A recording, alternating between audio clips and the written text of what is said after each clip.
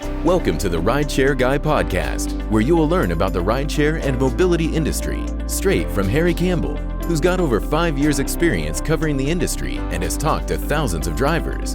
There's no better place to stay up to date, entertained, and educated. So let's dive in. All right. So Zach Rash is the CEO and co-founder of Coco, a last-mile delivery service that deploys human-operated sidewalk robots to transport goods from merchants to their customers. Before Coco, Zach attended UCLA, where he studied computer science and electrical engineering, and co-founded the Connected and Autonomous Electric Vehicles, aka CAEV, consortium. And it was at UCLA where Zach and his co-founder Brad came up with the idea for Coco, and things got set into motion. So Zach, how are you doing today? I'm good. Thanks for having me, Harry. Cool. Well, I think a lot of people are probably familiar with the Coco bot, or maybe have seen some of the viral TikTok videos, which I'm sure we'll get into in a second. But for those who don't really maybe don't know about Coco or the service, can you get a little background, a little overview of the product, where you guys are operating, the team, just so we sort of have a sense of size and scale for the company? Sure. Yeah, we use these remotely piloted vehicles, you can call them robots, to deliver food and groceries for merchants to their customers. We started this a little under 2 years ago, like you said, after Brad and I graduated from UCLA, and we started in Santa Monica, and we basically started expanding across Los Angeles, and now we're expanding across Texas, and we have a lot of cool and exciting upcoming launches. But yeah, I believe we have a little over 100 merchants now, and that list has been growing pretty rapidly recently as we started expanding out from the west side of LA. And the purpose of Coco is just to give a better delivery experience to merchants and their customers. So the goal is to deliver more consistently than they can today, more cost effectively for the business, and to really help their staff better manage operations around delivery at their store, which I'm sure we'll get into. Yeah. Well, I mean, I think I like those two terms, consistent and cost effective, right? Because obviously a lot of people have gotten used to food delivery, but there are a lot of complaints, I think from a lot of parties, right? Customers, restaurants are sort of, like pretty well known for, obviously they're not happy with the fees that are charged to delivery. And so I'm curious, how specifically do you guys kind of address the consistency, or like, what are the complaints that you're hearing from your merchant partners right now? And kind of how do you address those complaints with your product? Yeah, so we primarily work with merchants where delivery is a core part of their business. So that's like, if we have to look at, who's our addressable customer right now, it's not necessarily the restaurant that might do a delivery every week, who's just doing it for, a little incremental sales. We're really targeting people where delivery is a core part of their business, and it's how they want to grow their business. So these restaurants do a lot of volume. And so we measure by merchant, by hour, a lot of these quality metrics. And so right now we have about 97% of all of our deliveries arrive within the minute we say it's going to arrive to the customer, which is pretty unprecedented in the space. And the reason we can do that is because we control the delivery end to end, right? We control these assets, and we have employees driving these robots. And so we can control that delivery experience end to end. And so we measure. That be just the delivery portion, or not including like the time when it's like in the kitchen and things like that, right? The 97%. Yeah. So I'll kind of explain how it works for the merchant, and then you can kind of see why we get some of the time savings and consistency benefits. Sure. So we will have a line of robots at the location of a restaurant. We'll park it wherever they deem best for their operations, right? So this might be by a window, the side. If it's a ghost kitchen, maybe we have the whole parking lot back there and there's staff just running it. It might be in the restaurant location, going out a back door. Might be in the curb out front. So we work with the staff on where's the best place to position the robots. And then when an order comes in through their own website, their own app, Doordash, Uber Eats, whatever platforms they're using, if it comes in, it's within our delivery range, then the staff just goes outside and puts that order into any robot. And so what we get is we get first in, first out from the kitchen, which is really important because orders aren't sitting on a rack, getting cold, waiting for the courier to come and pick it up. And then the staff has to manage, which courier gets which order, and those don't necessarily align sequentially.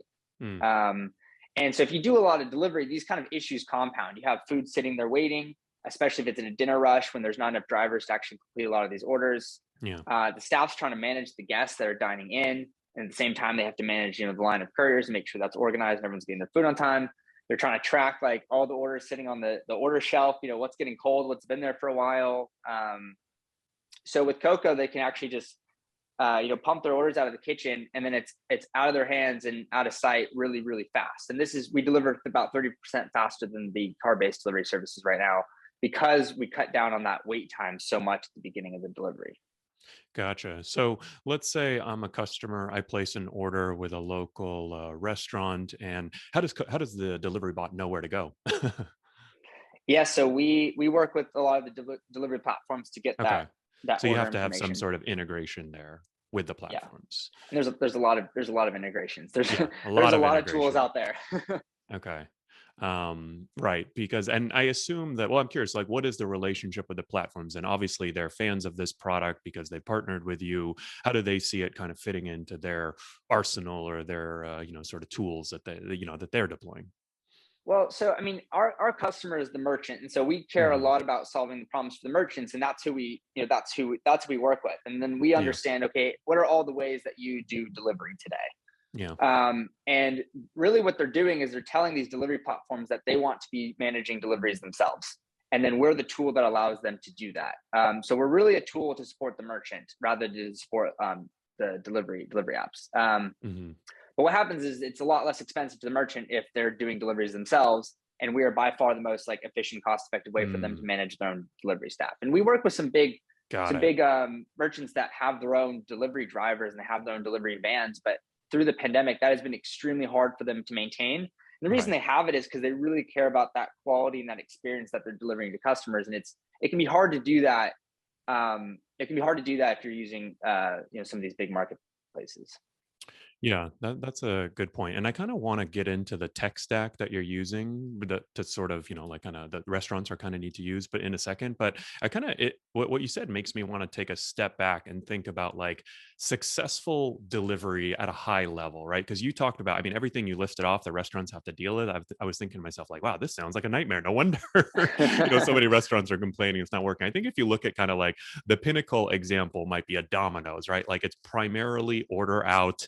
They've got really high density. They kind of use their own drivers. They've also got a product in pizza that, sort of travels well, I guess you would say, Mhm. versus, fries that might get soggy. And I'm curious, like kind of like what are those attributes that someone like Domino's is doing, like the high density, type of food that you're delivering? Like what do you think in working with all these merchants? Like, is there something that kind of rises to the top and you're like, wow, the folks that we're working with that are having the most success, they're doing this or they're doing that? Yeah, no, that's a great question. I mean, I think this is one of the best parts, for the delivery space coming out of the pandemic is businesses took delivery very seriously. So Yeah. they've really put a lot of thought into the operations at their store, the packaging, right? How they're packaging the Yeah. food is extremely important. Like I'm sure you've noticed yourself, like packaging has gotten way better in the last couple of Yep. years I mean, than it used to. I am surprised. Like I've gotten food from restaurants. I'm a definitely a prolific user of all the services, and I've gotten surprised. That not many restaurants do it, but once in a while I'll get reheat instructions from certain restaurants, right? Because they know that it's not going to be like arriving at the temperature that they put it in the car or in the robot, right? And I am surprised like that more restaurants don't focus on some of those kind of like I think basic things. Yeah, no, it makes a lot of sense. Like I've started doing that with a lot of pizza places where they like half bake it or whatever, and then Right. you put it in the oven for a couple minutes, and it is a lot fresher. Yeah, I think there's still work to be done, but it's come a long ways, and that's really where we can help because Hmm. like when we talk to merchants, like okay, that robot when that lid opens, what you're putting in there, that is exactly how it's going to be presented to the customer. So there's a lot Yeah. of things you can do with branding and that whole experience, and we care a lot about these issues as a company. Like I like to think that every decision we make is like everyone at the whole company is anchored around trying to make a better experience for the merchant, and Yeah. um, so we put a lot of thought into these sort of things, and we work with merchants on how to better that experience when they're presenting it to their guests. Yeah. And like it culturally at Coco, we call the customers guests, and Mm. the idea is right now, like a restaurant has a lot of practices and rituals that they try to do to give a unique dining experience to the Hmm. guests, and they have that that's kind of attached to their brand. And that gets a little disconnected when if you're delivering on DoorDash or Uber Eats or Grubhub, right? You kind of Right. lose control over that, and so they kind of stop caring. But with Coco, like we should be an extension of like the service in your restaurant. And so we try to do that. The speed and consistency is really important in maintaining that, but the presentation of the food and that whole experience end to end is really important for us to help the merchants curate for their guests. Yeah. What do you think the actual customers ordering the food care? Like, if you had to pick one thing, what do they care most about? Is it speed? Is it consistency? Is it price? I mean, I know everything is important, but obviously you got to prioritize. You got to put things in priority, right? Yeah. No. I think DoorDash proved a long time ago that like selection is probably the most important thing if you're a user browsing an app to try to find food, but given we're in a world now where most apps have like most restaurants, so the selection is definitely there. Where are we adding value within that today? The most important thing we've seen has been consistency. There's nothing worse than ordering your food for dinner and then it gets canceled or doesn't show up or it's wrong. I mean, all these problems are pretty. You're not the most understanding customer if it's 7 p.m. and you're trying to feed your family and the food didn't arrive, and it can ruin your whole night. So we care a lot about that consistency number. So it's not just like, obviously it's making sure every delivery gets to the customer, and that's definitely something we can guarantee. But also making sure that almost every single delivery arrives like perfectly on time. And I think that's something that no one expects. Like if you order a package on Amazon today, it's like it's gonna get there. You can tell like the time it's gonna get there, and you would be shocked if it didn't arrive. And we don't have that same like consumer sentiment with food delivery right now. If your food is late or it's cold or it's wrong or it just doesn't show up, you're not like super shocked. You're annoyed, but it happens reasonably frequently. And there's not a ton of things that like the big delivery platforms can do about this. Like a lot of drivers are really good. But a small percentage of those drivers are doing almost all of the deliveries, right? And there's a lot of people doing it part-time. So quality control gets to be it's a really fundamentally tricky problem. And so we don't have those same kind of constraints. So we can make sure that it's much more consistent, which is really important for our guests. Yeah, I think now that you kind of went through that, I think you've convinced me that I do think consistency is the most important, because I sort of think about it. I'm not sure what the kind of metric that you would use to track this, right? But when an order doesn't arrive or gets canceled, the sort of downside of that is huge, right? Literally, like you said, like your family doesn't get fed. If you call an Uber and the driver cancels on you, not a huge deal. Call another Uber, call another Lyft, you're 10, 15 minutes late. But when dinner doesn't arrive at 7 p.m., it's like, that's another story when you've got kids and family and things going on. So that sort of completion rate is really huge. And I know this is something that, a lot of the companies struggle with. And it's sort of why you see that if you ever complain on DoorDash or Uber Eats or any of these, they basically just give you credit because they're like, yeah, we know we have a certain baseline where we know that a lot of things can go wrong. And so we're just, obviously they want to kind of solve those problems higher up in the value chain than addressing them, with customer service, which opens up a bunch of challenges. So let's go back to the tech stack for a second, because I think it's interesting. Like if I'm a restaurant, right, and I kind of want to, let's say I'm a restaurant and I want to use a Coco delivery bot. Can I just sign up for DoorDash and then will I be able to get deliveries, or do I need more of a delivery management service like an Olo or a Toast or, one of these that sort of, tracks all the orders and optimizes things? Because I think you said something interesting about, like, I'm curious how you think about restaurants. Do they use Coco delivery bots as like their own driver, or is it more of like kind of through DoorDash? And like, I'm sure you're navigating some of that right now, but I'm curious to get your thoughts. Yeah, it can be through all of those. And so every merchant's different. Like there's some merchants that like refuse to use the big delivery platforms. There's not that many of them, but there's some, and they might have a strong enough brand to do enough deliveries themselves. So then this is an obvious fit for them. And so let's talk about that use case, because that might be the simplest to start with. I'm a restaurant. I've got good brand, good marketing, and I don't want to go to third-party delivery apps because I've got my own email list, and I'm using some type of software already, right? So I'll let you take it over from there. Yeah, I mean, the first like year and a half of the company was just like integration after integration. There's a lot of platforms out there. Some are really bad. Some are pretty good. And that's one of our responsibilities. Like we feel like we can help influence what merchants use because we've integrated with all of it, and some are easier to work with than others. And also, like if most of your deliveries are happening through Coco, then we're going to recommend the best product that is the easiest to manage and the easiest to work with us on. So we'll plug into anything. I mean, you have all these different, like some of the ones you mentioned, like there's a lot of those different, whether it's the POS going straight into like the delivery platforms, or if you have some middleware aggregator that works with it. So we can plug into any of these. Basically, at the end of the day, I just need to understand what order we're delivering. Right. So let's say I'm a restaurant, with that good brand, that good marketing, like what's one or two services you would recommend? Like I'm sort of getting started. What would you recommend to me? I want to get started. And well, I think we've built the best one, but if you, but I mean, I gotcha. I mean, is there, so you guys have your own sort of software that folks can use too? Yeah. So, I mean, if you have if say you're a brand and you have a development team, like we have a really simple API you plug into, and we'll help you manage all of this directly. If you use one of the other, if you use like an Olo or any of these kind of middleware providers, we plug into that too. And that's a pretty good experience. And that works. I mean, you're getting charged to use that, right? We don't charge you to use us as like a middleware provider because we make the money on the delivery. But we plug into, I mean, every merchant's different. Like last thing we want to do is come into a restaurant and say, change your whole stack and how you use things. I mean, if you're doing hundreds of deliveries a day, like you have a system down. And so we'll work with that system, but that took a while to make sure we can actually create a good experience within all of these different systems. Yeah. So we'll plug into that. The order comes in. If it's within the range we deliver, which is generally about 2 miles, and 2 miles is a majority of deliveries, by the way, in like a city. So if it's within 2 miles, the receipt on the order will tell them that it's going into a Coco. And so then they'll go out and they'll put it in the robot. And they basically just punch in what order number they put into the robot. We have all this data, and so we know where it's going, how to contact the customer, and all this. And if it's outside of that 2 mile radius, they will see that either their cars are supposed to deliver it, or that a DoorDash driver is going to come pick it up, or something like that. Gotcha. Okay. I mean, it does seem to me like like you said, most deliveries are within 2 miles, but I imagine that there's certain routes or there's certain trip lengths, probably like the shorter, the better, for example, right? Where the robots are kind of most effective. Because I mean, I guess how fast do they go? 3 miles an hour or faster?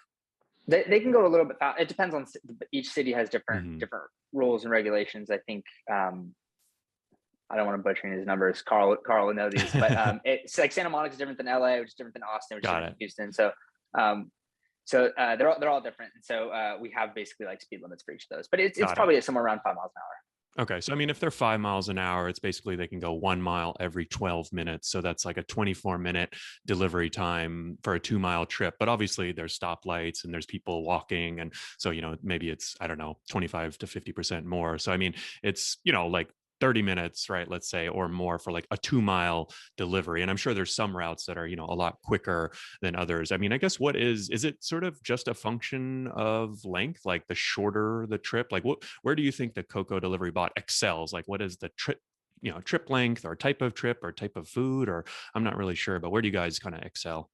What situation? Yeah. So, I mean, we set this range different for every merchant, right? And so if you're like a QSR brand, you prep your food in 2 minutes. They have a feature with most of these delivery platforms where they don't even cook the food until the driver shows up, because it's really quick. So if they cooked it and then they wait 30 minutes for a driver, 20 minutes for a driver, that food's going to be, they would consider that food ruined. And then they usually have like a tight, deliver it within 15 minutes to the customer once you pick it up. This is sort of like the brands like Chipotle and, maybe, I even feel like El Pollo Loco, some of these brands, these QSR brands that are really, really dialed in, and you can sort of see on DoorDash, if you order it, like it'll literally say 14 to 24 minute delivery window. And they often hit that because they're so dialed in. These are the kind of brands you're talking about.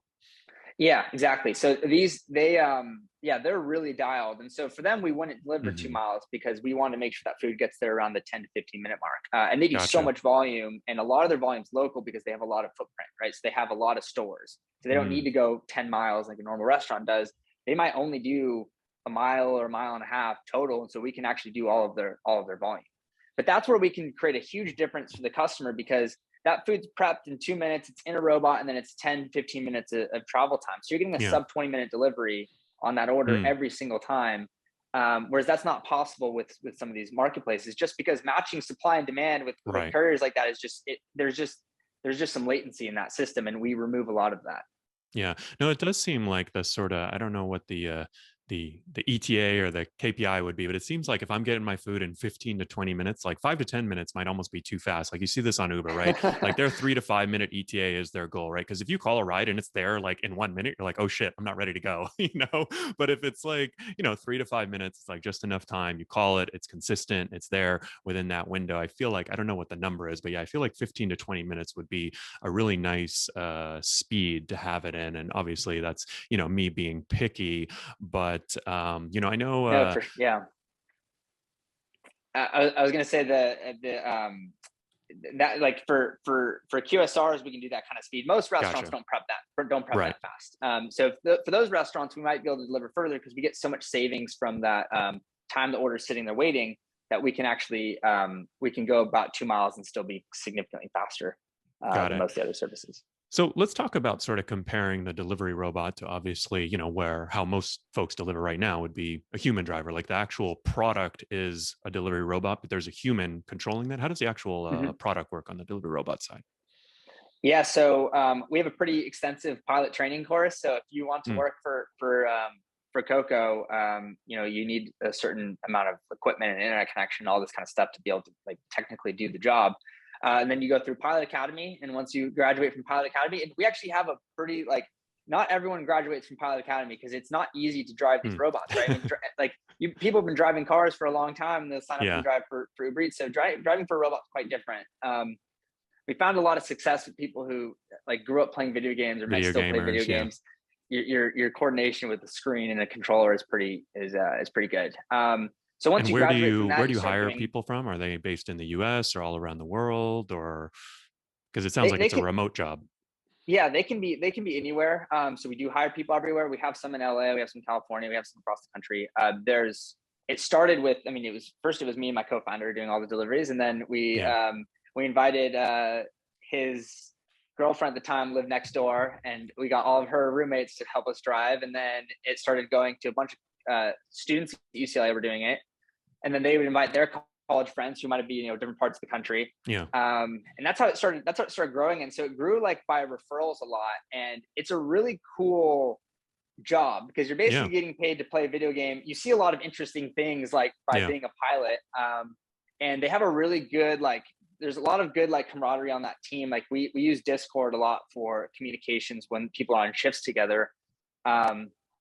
And people off shift will just literally hang out in there together, and they've never met each other. These are just, but they're really bonded by that experience. They go through Pilot Academy together in batches, and it's a pretty cool community. A lot of the culture at Coco actually comes from pilots and how energetic they are, which is really cool.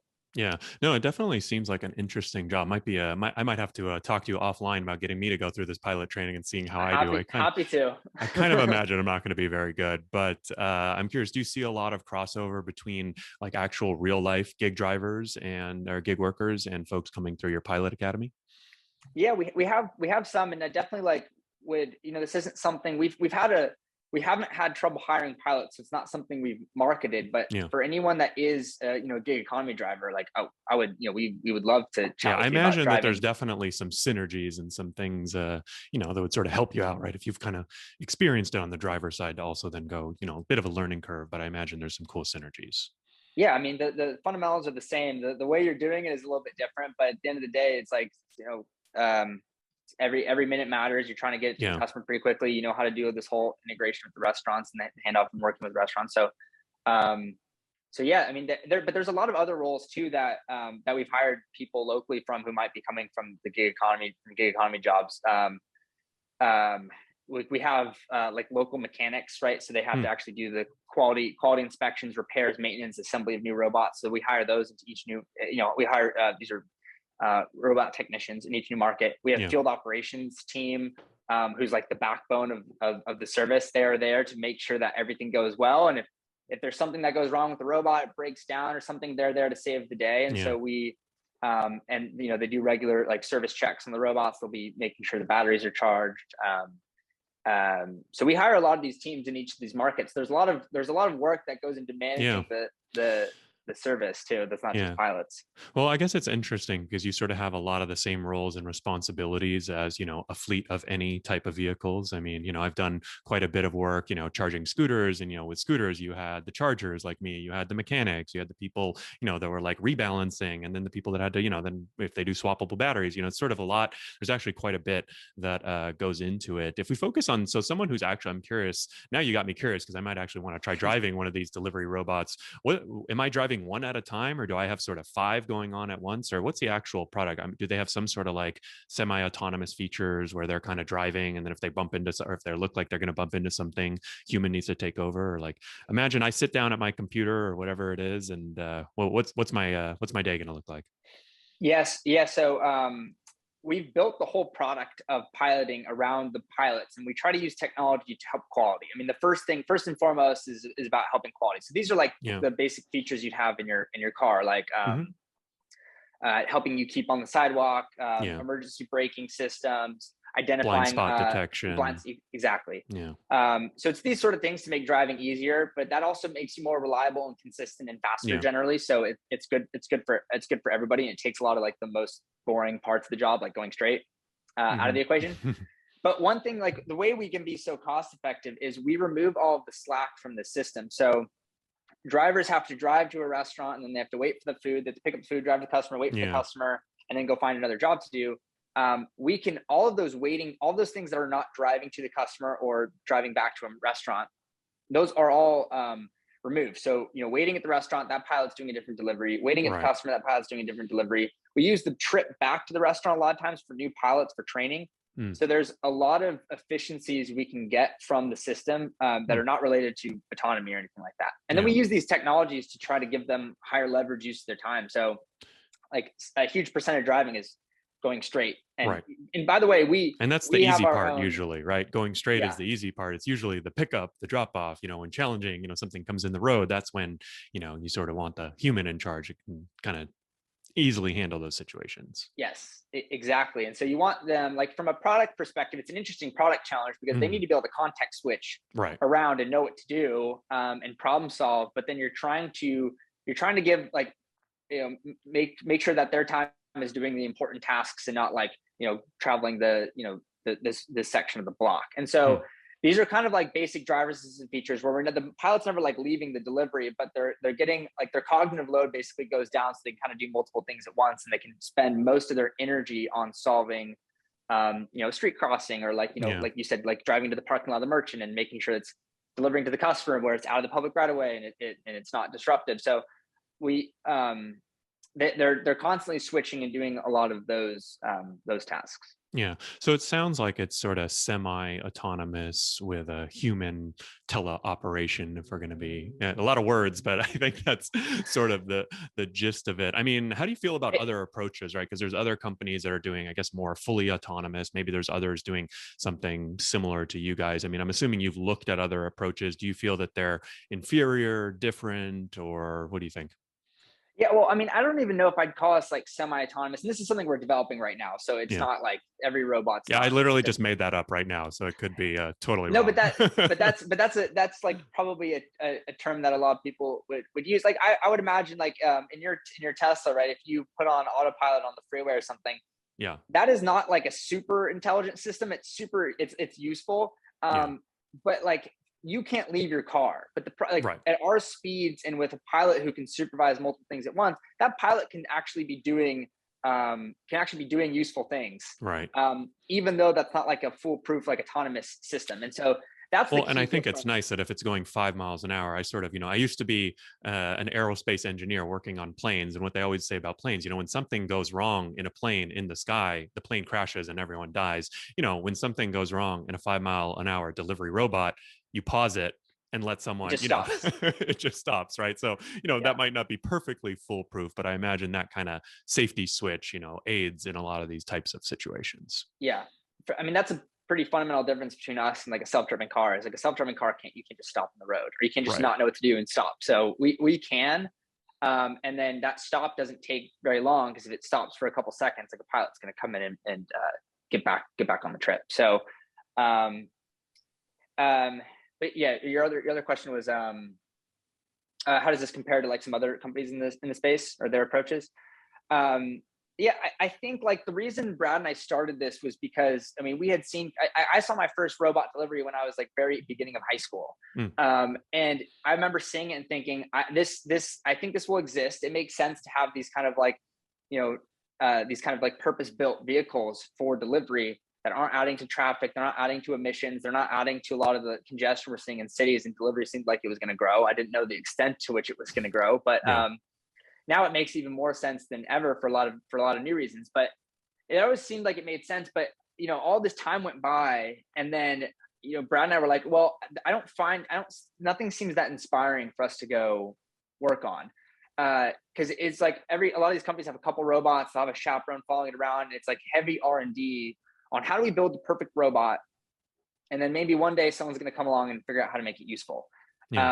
We wanted to say, like, let's build something that we think is useful. Let's give it to a customer and let's learn from the merchant. And we learned so much through that approach. And it's very core to the culture of our company, is like constantly iterating the product for the merchant, not what we as engineers in a vacuum think makes sense. And I think that's reflected, like some of the companies that are working on a more like car sized vehicle, I don't think makes sense. And I don't think that's what we want to be building towards. Like we have a lot of merchants that I couldn't give a vehicle, like a car sized vehicle to, because they do a delivery every couple seconds. And it's like for hours of the day. And you're just not going to fill like the street full of cars to do that. The merchant's not going to be able to go out to the curb and load it. And so we put a lot of thought into the design of our vehicle and how it can integrate with the store and integrate with our workflows so that can keep that throughput just as high. So we really took the stance of like, I want to build this technology around merchant workflows and what's best for them, rather than say like, let's build the best piece of technology and I hope the world like adopts it and figures out how to like change their workflows around it. And a restaurant's a very busy place. Like they have a hard job, and especially right now, like that is a very difficult job to do. And our service is supposed to make their lives easier. Yeah. Well, and I think that's a challenge that a lot of restaurateurs are facing these days, is that, they're good at running a restaurant and now they're sort of having to worry about all this other junk, right? They're having to worry about delivery. How do I balance, in-person dining versus delivery? Okay. How do I think about, the platforms that we're partnering with and the order management and the driver management and now the types of vehicles? So there's sort of a lot going on. So I definitely like the idea of kind of catering it towards them and, the approach. It sounds like your sort of approach, I guess, if you were trying to convince a merchant to go with you versus a competitor, it would be that you build better into their workflow. You've got smaller bots that can kind of just sit there and, they can sort of rapid fire these things out there, right? Yeah. And we did do a lot of thought into, I mean, initially, like our first generation robot, if you ever saw that around LA, like it was a little box on wheels. Like we were like, I don't know what to build. Let's just build something quickly and let's learn. And so we've put a lot of thought after that and iterating on what the next generation device looks like. And that's the one we have rolling around now. It's a good footprint for like sidewalk operation, for merchant operations, but that thing fits like 10, 18-inch pizzas in it. It fits 4 full grocery bags. I mean, it's got a lot of space. So it fits almost every order that we see from a merchant. And so it's the best like compartment for their workflow, and it's the best footprint for their workflow. And I think it's the best footprint for what we probably want to be adding onto like congested roads. Probably don't want to add more things onto the street. Yeah. And so I think, I'm glad you brought up kind of the sidewalk and the congestion aspect, because obviously this is something that we saw with Uber and Lyft, is that, shocker, you put 50,000 Uber and Lyft vehicles on the streets of Los Angeles, and there's starting to be some negative externalities. I think this is actually here in the last mile delivery space, but it's just not nearly as apparent. There's probably maybe more, to be honest, probably 100, tens of thousands of last mile delivery drivers. They're the ones double parked, there's nowhere to pick up and drop off and causing a lot of issues and chaos. So I love the idea of a Coco delivery bot alleviating some of that. But I imagine that, some people don't want to see them on sidewalk. And I'm also curious, like, what's your response to, if Coco has 50,000 delivery bots roaming around the streets, which I'm sure you would love to see someday. I mean, at a certain point, mathematically, right, they can't all be going on the sidewalk. Like, what do you think about the kind of situation now? And then what is that tipping point for you guys where something else, I assume, some other solution has to come into play? Yeah.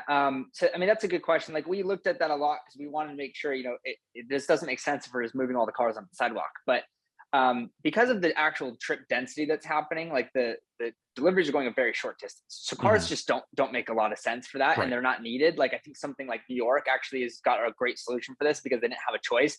like almost all the deliveries are happening on bikes, Right. E-bikes. Yeah. Yeah. So that's a pretty cool solution as well. So and also like to kind of paint this picture, because I think like if you imagine us doing deliveries in Venice, I think it's easy to imagine that these robots are just like strolling up and down Abbot Kinney. We would never travel on Abbot Kinney because it doesn't make sense for us operationally, right? It's really slow. Gotcha. If there's a lot of people, you have to go slowly around people, Right. and people are going to take photos and take pictures with it. And yeah. generally They are the cute, communities, right? yes, the community's been very receptive to it, but like that still, still be slow. So like we would travel down Electric Ave, like we'd go on a street over. Gotcha. And so we have our own custom routing around the city that, takes into account like accessibility routes, because we have wheeled vehicles, so we need it to be accessible. But then we also look at like, foot traffic and where are the areas that have the least amount of pedestrian density, because those are the areas we can travel without having to frequently stop. Yeah. So because of that, we actually aren't like we're adding devices into areas where there's currently not any traffic on the sidewalk. And it that sort of actually goes back to your point about like the lower utilization, right? Like you're looking for those sidewalks that are sort of have lower utilization, right? And kind of add sidewalks there. And it also, that's why sort of like I mentioned earlier, some restaurants, right? If they're on like a busy street and, a customer is at the end of that busy street, right? And that's the only path there, it may not be a great, use case, right? But if it's on, off street and another one where it's easy to ride, right? So it's sort of interesting how like some routes, it seems like there's definitely like some routes that are definitely going to be like a home run for you guys. Yeah, and also like our, if you relate back to like curb clutter with micromobility, like our incentives are very aligned with making sure a single robot can do as many trips as possible in a day. I mean, that's like one of the biggest factors of our economics.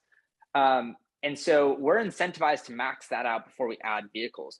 If you're a micromobility company, like a lot of times more vehicles translates directly into more revenue, because there's just more things to ride. We don't get more revenue by putting vehicles out. We lose money by putting vehicles out pretty directly. And so we have a better incentive to optimize the vehicles, but also we get way more trips per day than like a scooter would. And so the actual, like the pure number of assets we would need across the city is far fewer than you would to actually make micromobility like an actual travel solution in a lot of places. And so I think that like sheer number actually is not going to crowd sidewalks in the way that you would probably think.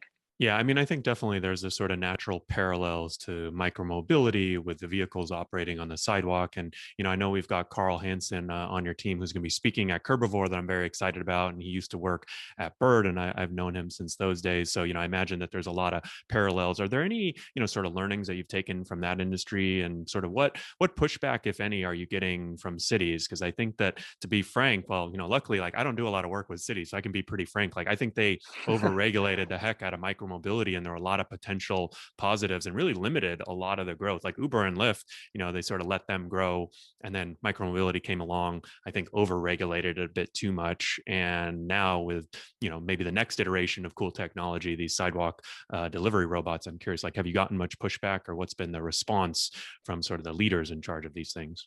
Yeah, I mean, it's a tough problem for them to solve, right? Because they want to be embracing new technology, especially when it's something that helps kind of with their sustainability goals and accessibility and transportation goals. Like I think that was the initial appeal for a lot of cities. The problem was just like accident rates and people riding on sidewalks. I mean, there was a lot of things that they deemed dangerous, and so that when you don't know what to do, it's like you gotta shut it down until you figure out a regulatory framework. So we saw that happen, and we wanted to make sure we didn't go and burn bridges with a bunch of cities. So we always started with saying like let's have a dialogue with the city.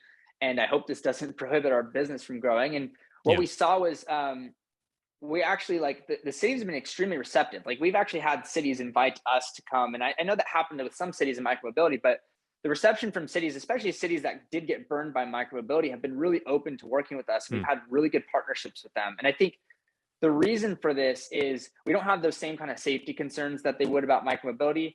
The devices are managed by like professional operators, so it's not like anyone and everyone who ever wants to ride a scooter and leave it around. That's a good point. They're parked at businesses, and then they use the public right of way to deliver. They're going a lot slower too. They're going a lot slower. They're not cluttered around the sidewalks. They're not just like randomly parked on the sidewalks. They're at business locations to the customer, and then they go back, and then we store them every night. So we haven't had a lot of those pushbacks, but also like this is part of the and we got really lucky with this. I mean, Brad and I started this in like April of 2020 or something, something around there. Like we had no idea, like this was total coincidence. We didn't just like say pandemic, let's start a robot company. Gotcha. I mean, we had been wanting to do this. But one of the things that came out of that is, restaurants, like local businesses got hit really hard, obviously, by this. And cities had to do a lot of regulation that hurt their business, and they encouraged delivery. But like we've seen some cities actually suing the big delivery platforms for having like unfair commission rates to the restaurants. I mean, it's unsustainable. A lot of restaurants pay 25-30% commission. Yeah. Like most restaurants don't have that sort of operating margin to work with. So they just inflate all their menu prices, right? Which isn't good for anybody. So, because of that, I think cities were very sensitive to, to hurt local businesses more. And our business, like Coco, is fundamentally about keeping more dollars local and helping support those local businesses. And so I think it was a technology that was really embraced by the city because it could help these businesses. And, we had a good dialogue with them. So I think we've built a lot of trust with them. And I think it's been an awesome relationship with, across Texas and the city of LA and city of Santa Monica. They've been really awesome partners. City of Miami, been awesome partners with us.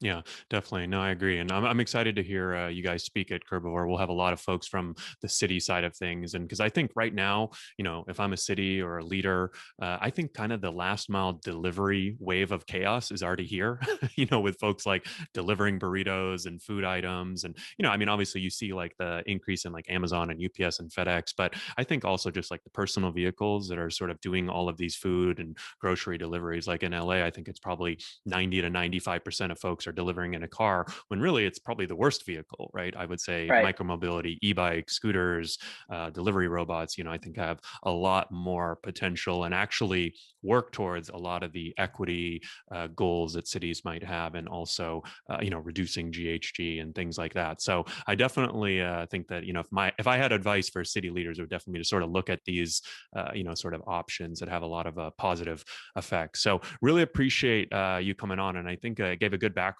sort of what Coco's up to. Also a little insight into what it's like to be a pilot for Coco. We might have to chat about that and see how we can get me into one of the jumpsuits and try it out. And we're excited to have you guys participating at Curbivore. So if folks want to learn a little bit more about what you are up to personally, or Coco, the company, you mentioned a couple roles that you have and things like that, there might definitely be some interest in that. Where should they go, and who should we follow? Yeah. So if you go to our website, we have all the social links there at cocodelivery.com, and there's a careers tab at the very top, and that will have engineering, like all corporate careers, but then we also hiring a lot of local operators in every single market, including pilots, field operations, robot technicians. So there's a lot of open jobs on there. So if anyone's interested who's listening to this, we're hiring a lot of people. Very cool. Very cool. Yeah, I'm on the website right now. It actually says deliveries in 15 minutes or less. So you guys are setting the bar nice and high. And I see a lot of partnerships with local businesses, like mine and my hometown favorites, Bay Cities, which I know is this use case that we could touch on. But actually, if you have a second, I thought that might be a cool thing to end on, because Bay Cities, I'll set the scene and then let you take over. Yeah, is sure. This famous Santa Monica restaurant. I went to Santa Monica High School, so we'd always ditch school and go grab a famous Italian sandwich from there. But it's a nightmare. It's like, honestly, they are on, Doordash, and they're doing tons of orders in store, on delivery. They have a tiny little parking lot. It's right in the heart of Santa Monica. So there's a ton of traffic, and like picking up from here, like if a gig worker ever asked me if they should pick up from there, I would be like, this is like a huge store that you should ignore, right? You never want to pick up from this place because it's like a nightmare. And I feel like Coco Delivery Bot is a pretty cool use case for like Bay Cities. So I'll let you take it away from there. Yeah, that was something I did not expect when we started this company, is how much value we could add in that exact problem you just outlined. And I didn't know to what extent this was happening, but yeah, when we started working with Bay Cities, I mean, it was a perfect fit for like that merchant operations problem that I've been talking about. I mean, they have a line out the door every single time they're open. They do a ton of delivery and a ton of in-store business.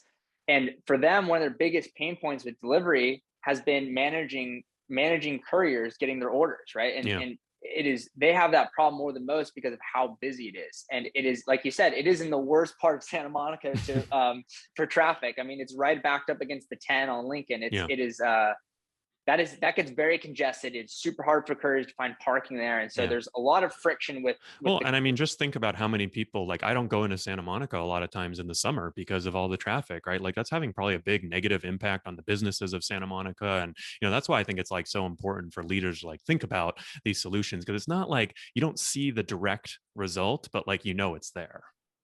Yeah. So I think, I mean, if you go to that store, it's really cool because we have I don't know how many, we might have like 20, 30 robots there at any given time, like in their parking lot. And we've created a really good workflow with their staff. And so they're very happy with the service because it's made their lives a little bit easier in store. Yeah. In addition to like all the other benefits I talked about, for them, that was the big pain point. I mean, they make good money doing delivery, right? So they're really like, I want to make this more sustainable for us as a business. And I think we've done a cool job with that. Like if you go watch at Bay Cities, it's pretty cool to watch. They pump a lot of volume through Coco. I might have to check that one out. So cocodelivery.com. And then before I let you go, I'm going to let you flip the tables on me and ask me one question if you've got anything on your mind.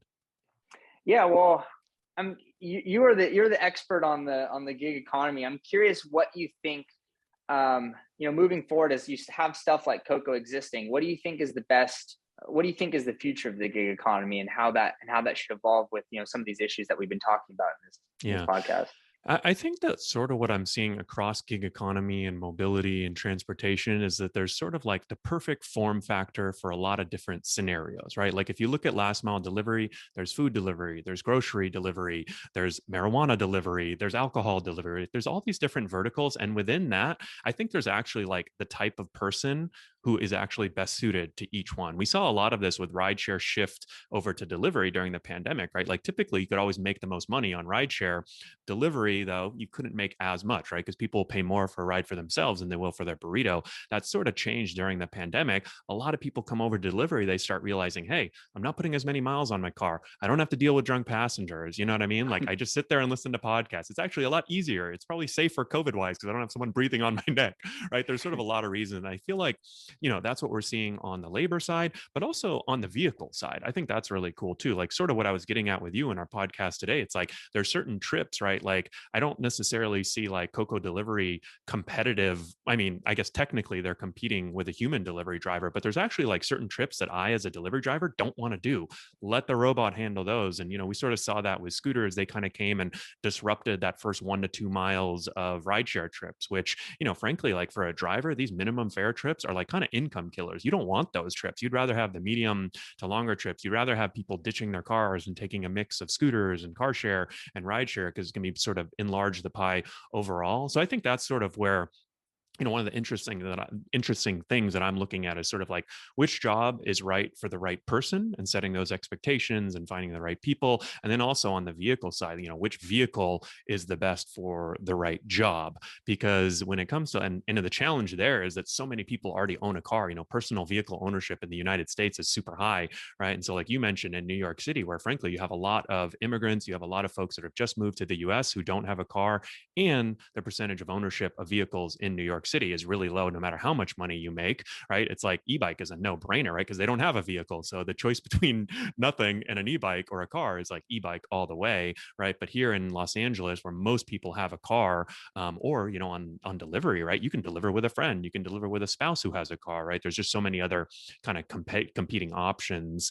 We don't see as many folks opting for that e-bike. So there might be interesting markets too, where like a delivery robot can, an e-bike could be a good fit for a lot of places, but just getting that adoption to a high level might take some time. So I'm very like kind of curious, optimistic, and intrigued by sort of like all these new technologies, because I sort of see them all fitting in somewhere. I don't know exactly where it'll be and how it'll all shake up, but I think there's going to be a lot of cool happenings over the next few years.